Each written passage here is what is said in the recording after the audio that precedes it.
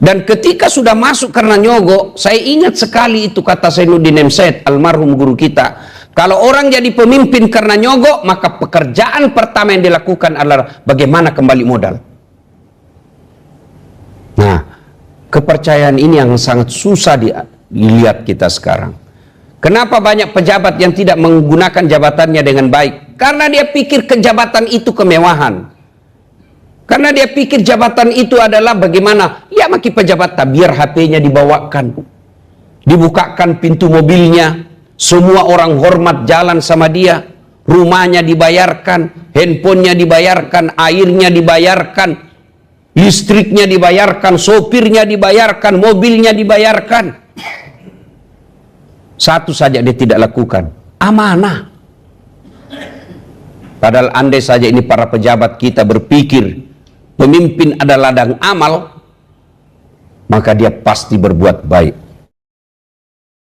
Andai saja dilihat itu pahalanya sholat subuh berjamaah di masjid, dia akan datang walaupun dia dalam keadaan merangkak. Bayangkan itu ilustrasinya, merangkak dia datang. Tidak ada orang mau dikasih motor dia merangkak datang. Tapi dengan pahala sholat subuh, maka dia Nabi tak coba nengem mitai, biar kau merangkak kau akan datang juga. Nah, makanya setan berusaha menggagalkan. Alhamdulillah kita yang datang di tempat ini berhasil menggagalkan setan yang ada di rumah. Tapi jangan kita pikir menyerahi sekarang. Tidak, masih nagoda kita terus itu. Jangan mau dengar ceramah, pulang mau cepat. Itu setan itu. Jangan mau dengar ceramah, pegang HP-mu. Itu setan juga, supaya kita tidak dengar ceramah. Maka alhamdulillah, pertama inilah kalimat yang patut kita ucapkan, alhamdulillahirabbil alamin. Ibu bapak, saudara-saudara sekalian yang saya muliakan, teristimewa guru saya Bapak Profesor Dr. Husni Tandra, ahli dan pakar di bidang beliau. Bapak Ibu, saudara-saudara sekalian, suatu ketika Umar bin Khattab lagi tidur-tidur di bawah pohon kurma.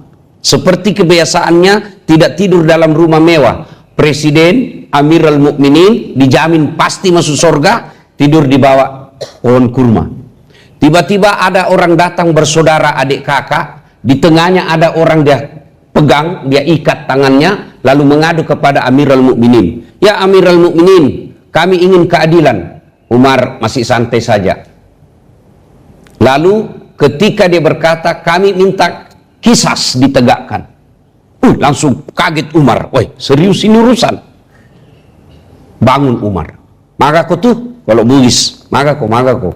Kenapa kau? Ya Amirul Mukminin, kami minta ini orang dihukum kisas. Nyawa bayar nyawa. Maksudnya apa? Dia bunuh bapakku. Wah, ini perkara serius. Karena dalam Islam, kalau dia membunuh, hukumannya harus dibunuh. Sudah. Amirul Mukminin tanya, yang di tengah, kalau bahasa hukum kita yang tersangka. Betul dia bilang ini? Betul ya Amirul Mukminin. Kenapa kau bunuh tahu bapaknya? Begini, saya ini kepala desa. Tentu di Makkah bukan kepala desa namanya. Pemimpin di kampung saya ada amanah dari kampungku menyelesaikan masalah di Makassar. Kira-kira di gini, Makassar. Saya masuklah ke kantor wali kota. Saya simpan untaku. Begitu saya keluar dari kantor, untaku mati. Saya cari pelaku pembunuhnya. Hilang gitu unta, dan saya dapat, dia bunuh, dan dia lagi kulit-kuliti. Saya dendam, ibaratnya mobilku nak curi, baru nak ambil bannya. Waktu itu tidak ada kendaraan, yang ada adalah unta. Nak curi mobilku, ibaratnya ini ya. Jangan lagi berpikir berarti ada mobil dulu. Ini supaya gampang kita paham. Dia ambil saya punya kendaraan, onta saya, dia bunuh. Saya emosi, ku bunuh juga lah dia. Oh, begitu? Iya. Oh, kalau begitu kau harus kisas.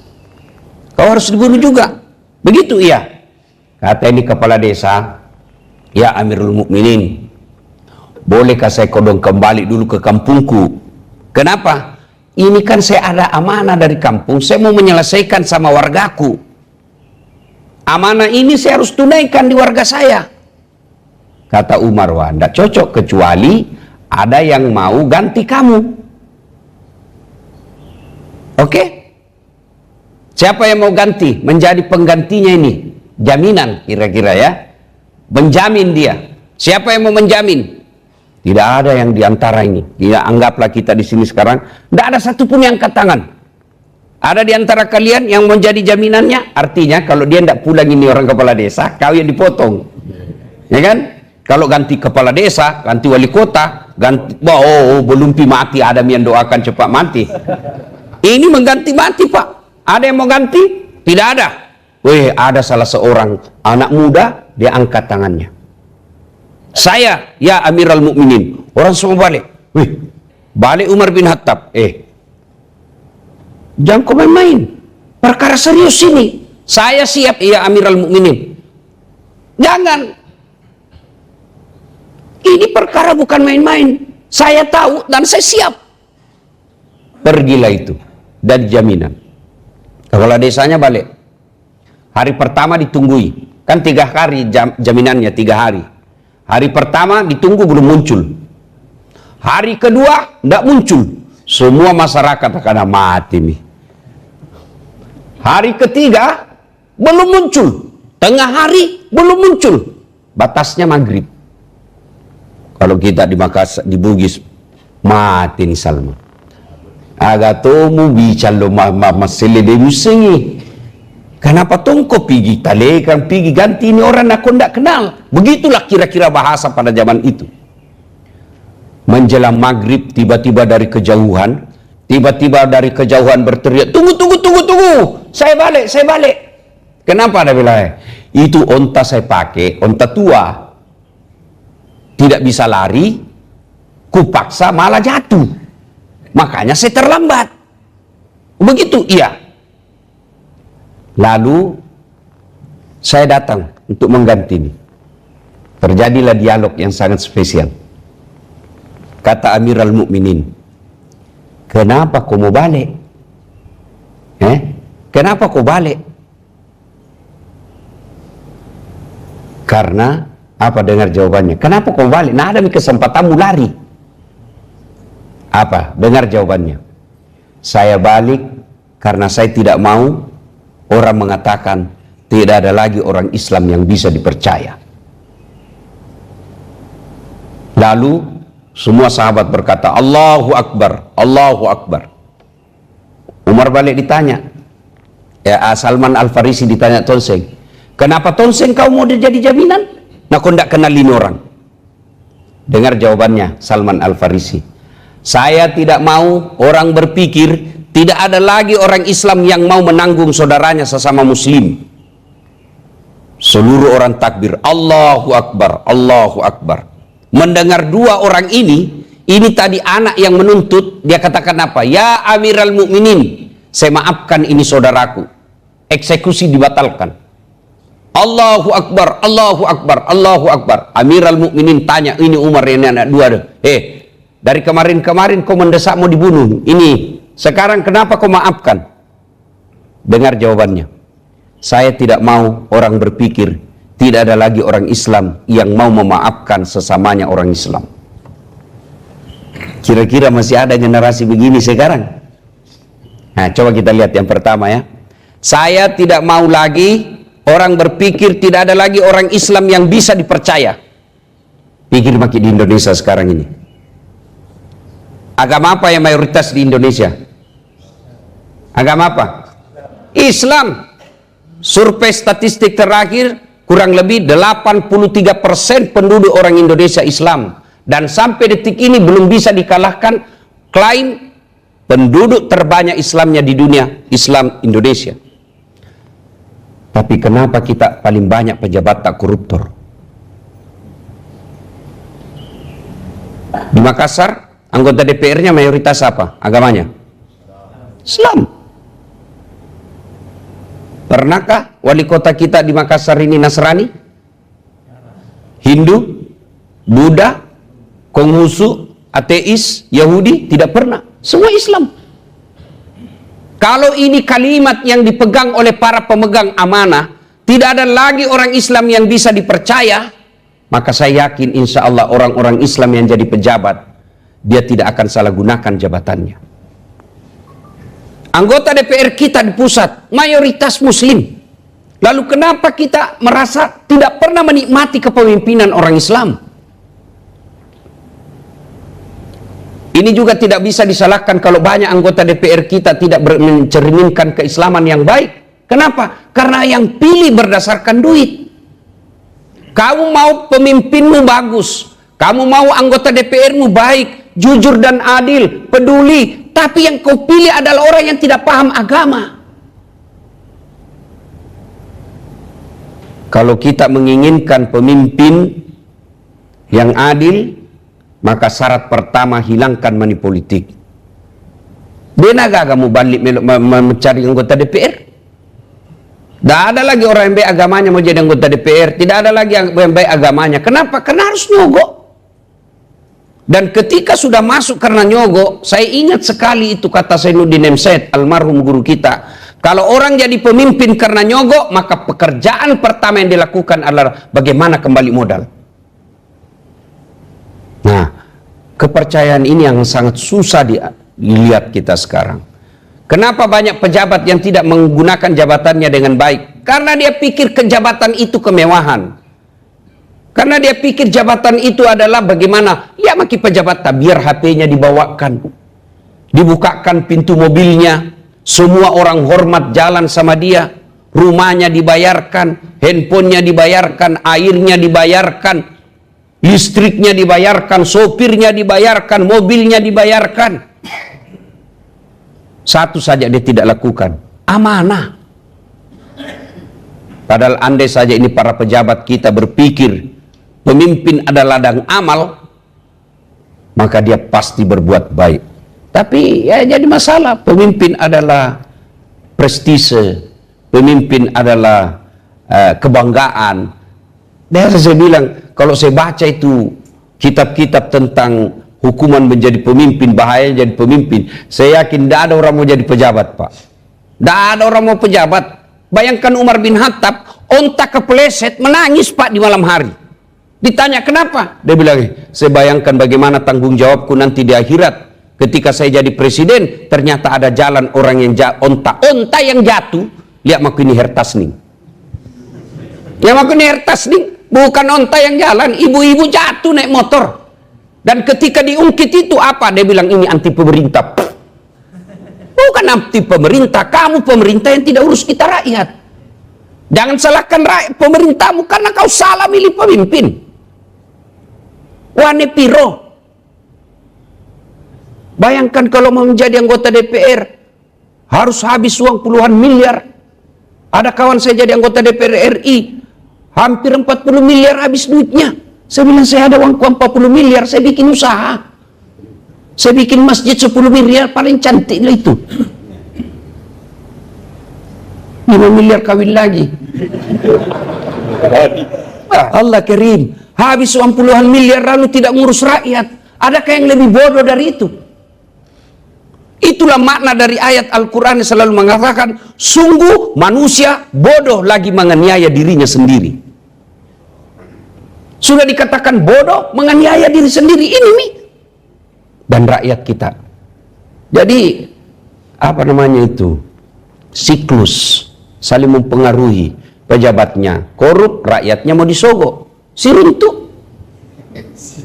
Baut ketemu mur. Oh, si runtuk sisen. Satu mau menerima, satu mau memberi. Coba kalau tidak ada mau menerima. Biar mau memberi, tidak ada mau menerima. Atau mau menerima, tidak ada yang beri. Apa? Tapi ini ketemu, satu mau memberi, satu mau menerima. Oh, si cocok sisa. Nah, mestinya pejabat sering-sering dengar dakwah supaya baik agamanya. Saya biasa pikir ya, tidak perlu kajian ilmiah ini, tidak perlu diteliti S1, S2, S3, tidak perlu diteliti. Saya biasa pikir saja, bagaimana ini pejabat mau baik agamanya, akhlaknya. Dari kecil tidak pernah pesantren, tidak pernah dengar ceramah agama. Coba Miki, kapan dia dengar ceramah? Tidak pernah itu sekolah, tidak pernah baca buku. Coba Mi, apa pindah dengar ceramah? Jumat Pi, paling terlambat datang, paling cepat pulang. Orang khotbah dia tidur. Di mana dia mau cas otaknya? Temannya penjilat. Yang ada di sampingnya semua, iya buang, cocok nih, cocok. Barang salah Nabi bilang cocok.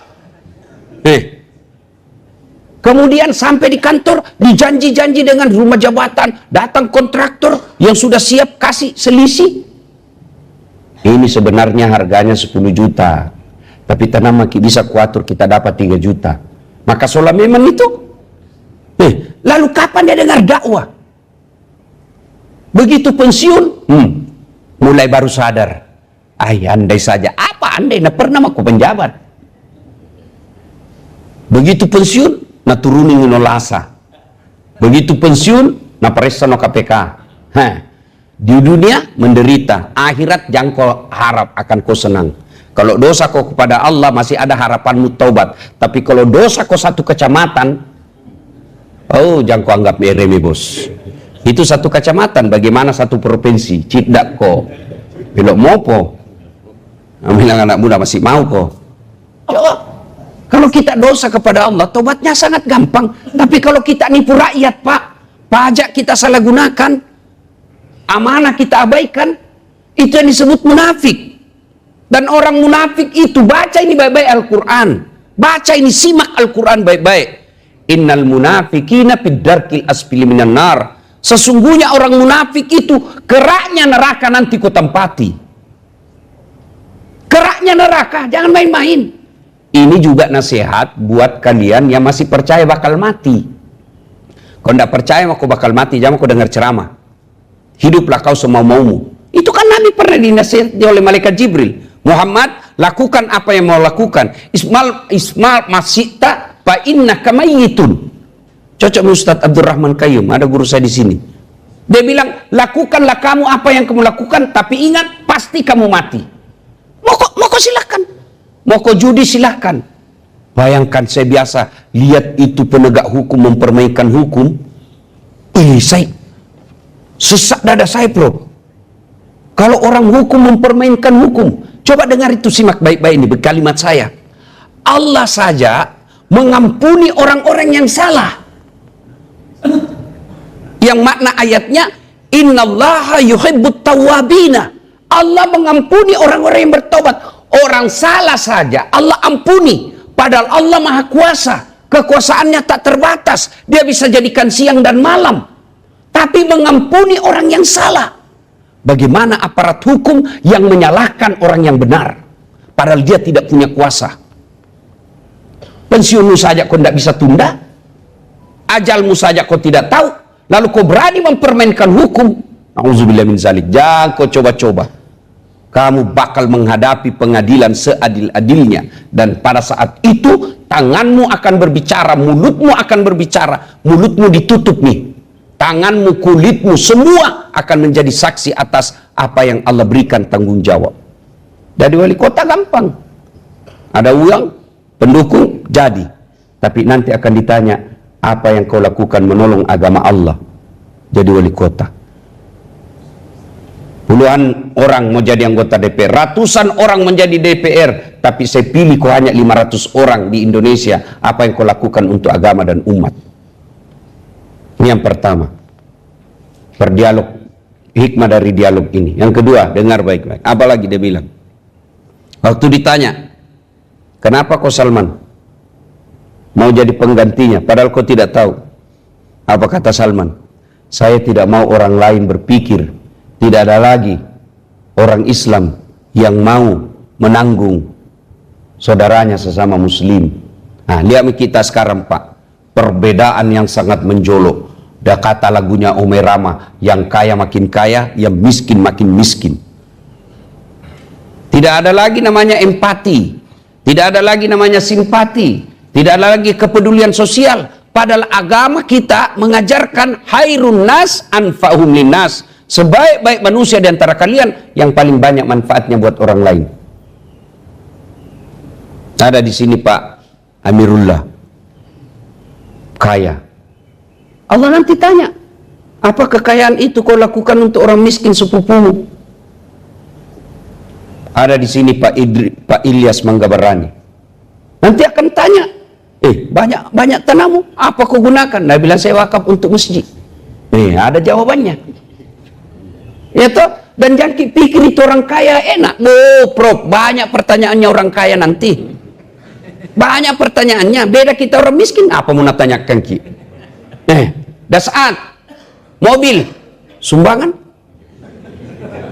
rumah. Potongan orang kaya kasih Kak. Itu masih baik kalau dasar. Tapi kita yang, kamu, rumah, kontra-kontra. Mobil, Grab. Apa enggak ada pertanyaan Pak? Gaji, kalian 3 juta 1 bulan, itu saja tidak cukup.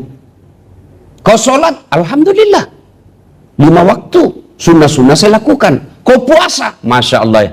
Saya puasa Senin Kamis, bukan cuma Ramadan. Saya puasa Senin Kamis daripada saya lapar, daripada saya puasa. Masya Allah. Kau haji, mau sekali, cuma tidak ada uang. Sedekah, ya kadang-kala ada, kalau ada kesian. Zakat, ya zakat fitrah aja saya bayar. Zakat harta, tidak ada hartaku. Kata malaikat, wah bayar gak mau. Masuk kok? Alhamdulillah. Masuklah dia surga dengan penuh kemuliaan. Datang orang kaya Pak. Nabilah malaikat, lama mau ku tunggu. Iko na tumigalat na ceritamu. Mau mulai ini ditanya. Kalau dilihat gajimu sebagai kepala dinas, tidak mungkin kau bisa pakai Rolex. Dari mana kau itu? Anu apa? Tidak jelas, ditampelin, bawa keluar darah di telinganya. Mau lari ditanya lagi. Itu istrimu, cincinnya semua berlian. Dari mana itu? Dari mana itu? Itu anakmu pakai mobil harga ratusan juta. Dari mana? Tidak mungkin ada itu kalau gajimu. Nah itu gaji transparan. Tidak boleh dirahasiakan oleh negara. Siapa bilang? Siapa bilang dirahasiakan oleh negara? Nah ada itu SK-nya. Kau bisa baca di medsos. Lalu dari mana? Dari mana kau dapat itu? Anu apa? Ditaranjai sih. Diinjak lagi, ditarik lagi. Itu anakmu pakai behel dari mana itu? Kau tahu itu behel 40 juta 1 kali umroh. Dari mana kau dapat itu? Tegelnya rumahmu dari mana kau dapat itu? Pentilmu itu yang mahal dari mana kau dapat itu? Semua akan ditanya. Anu apa? Sholat kok, sholat ji. Puasa. Masuk di surga Pak. Tapi babak belur nih. Pak. Baik ketemu pembantunya. Masuk di surga tapi tak siok-siok mi kesiak. Berdarah-darah mi. Masuk pembantunya. Puang. Boleh kaki ke sini? Dari mana Ki? Kenapa kita terlambat? Lama mak saya di sini dah bilang. Terlambat Kak. Kenapa kulle? Kenapa bisa nampak mobil itu hari? Dia bilang, ini mobil banyak sekali pertanyaannya. Coba. Maka silakan kaya. Allah tidak larang kaya. Saya juga tidak sependapat kalau orang kaya dibully. Tidak. Allah tidak larang kita orang kaya. Generasi pertama masuk Islam itu anak muda yang kaya. Kira-kira sekarang namanya anggota HIPMI. Abdurrahman bin Auf orang kaya muda. Umar bin Affan orang kaya muda. Abu Bakar Siddiq usia 30 tahun. Orang kaya muda. Muhammad sallallahu alaihi wasallam pun anak muda yang kaya zaman itu. Maka Allah cuma minta kau peduli dengan sesamamu kekayaanmu itu. Kalau kau tidak bisa bantu duit, bantu tenaga. Tidak bisa kau bantu tenaga, tidak bisa kau bantu duit, bantu dengan semangat dan doa. Tidak bisa juga itu, jangan kau bully. Ini kan yang banyak kita, ada pembangunan masjid, tidak pernah menyumbang. Tidak pernah datang. Tidak pernah bantu tenaga, jai cari tanah. Banyak, diam kau saja. Yang banyak tidak, ada memang tom begitu Pak. Tidak pernah nyumbang. Tidak pernah datang gotong royong, tidak pernah datang bawa kue, cari di pangkat-pangkat di warung kopi, diam aku saja. Maka orang Islam punya kepedulian kepada sesamanya Muslim. Tetangga kita itu akan ditanya nanti. Coba lihat itu Islam dalam mengajarkan kepedulian sosial. Jangankan orang lain, tetangga saja Pak. Coba lihat, tetangga atas saja. Itu dilarang kita tanam pohon, menyeberang itu daunnya ke tetangga, Pak. Begitu Islam mengajarkan namanya kepedulian sosial. Misalnya, Prof, ini bertetangga ya. Saya Pak tanam di sini mangga. Lalu ini ranting dahannya menyeberang, yang menyeberang ini bukan saya punya. Tetanggaku yang punya. Kalau dia berbuah mangganya, buahnya halal dimakan tetangga. Kenapa? Karena menyeberang pagar. Langsung mahasiswaku tanya, bagaimana kalau ada istrinya tetangga menyeberang pagar? Lentong masalahnya itu. Iya kan? Allah, lentong rumusnya lentong gitu ya. Bayangkan kita bertetangga itu kepedulian sosial. Coba lihat lagi ajaran agama kita. Itu Nabi ajarkan, kalau kau mau masak dan itu bau aromanya tetanggamu, bau masakanmu menyeberang ke tetangga, itu mesti kau kasih. Coba lihat itu. Itu dalam bertetangga. Dan ada orang rajin berjamaah, tapi tidak punya kepedulian sosial. Gagal itu makna sosial dalam berjamaah. Apa maknanya? Coba lihat itu diajarkan. Kalau kau datang ke masjid, disunahkan pakai parfum. Apa itu parfum? Sampai kena Allah? Tidak. Apa gunanya? Jangan sampai bau badanmu mengganggu orang di sampingmu.